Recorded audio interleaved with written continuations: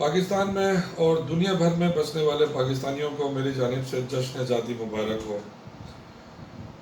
हम सबको सिर्फ इसी बात पर कायम रहना है कि इस परचम के साए तले हम एक हैं और एक रहेंगे।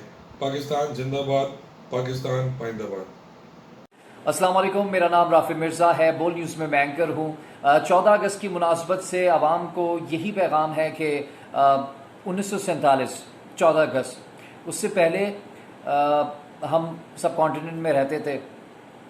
तो एक कौम ने फ़ैसला किया, एक कौम ने, ख़ास तौर पे ये वर्ड याद रखिएगा, इस कौम ने फ़ैसला किया कि हम एक ख़ुद मुख्तार, एक आज़ाद मुल्क में रहेंगे, जहाँ पर हम अपने कानून बनाएंगे, ख़ुद अपनी ज़िंदगी के फ़ैसले करेंगे और आज़ाद होंगे और किसी की ग़ुलामी नहीं करेंगे।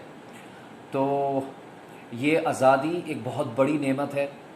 जिनको आज़ादी मैसर नहीं, उनसे पूछें आज़ादी की वैल्यू क्या है, आज़ादी की जो ज़रूरत होती है एक इंसानी माशरे में, वो क्या है।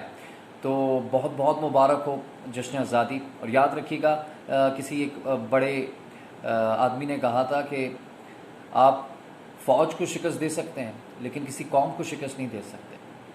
तो मज़ीद अगर पाकिस्तान ने तरक्की करनी है और तरक्की के मनाज़िल तय करनी है और खुशहाल मुल्क बनना है, ख़ुद मुख्तार मुल्क बनना है मज़ीद, तो एक कौम बन के ज़िंदगी गुजारनी होगी। जश्न आज़ादी बहुत बहुत मुबारक। अस्सलाम वालेकुम, मेरा नाम फ़राज़ अहमद है और मेरी तरफ़ से तमाम देखने और सुनने वालों को 14 अगस्त यौम आज़ादी पाकिस्तान मुबारक हो। आज का दिन खुशियों का दिन है, पाकिस्तान की आज़ादी का दिन है। तो ये खुशियाँ ज़रूर मनाइए, लेकिन तहज़ीब के साथ महज़्ज़ब अंदाज़ में इस तरह से ये खुशियाँ मनाइए कि आपकी ये खुशियाँ किसी दूसरे की परेशानी का बायस ना बने। अपना और अपने इर्द गिर्द लोगों का ख्याल रखिए। बहुत शुक्रिया।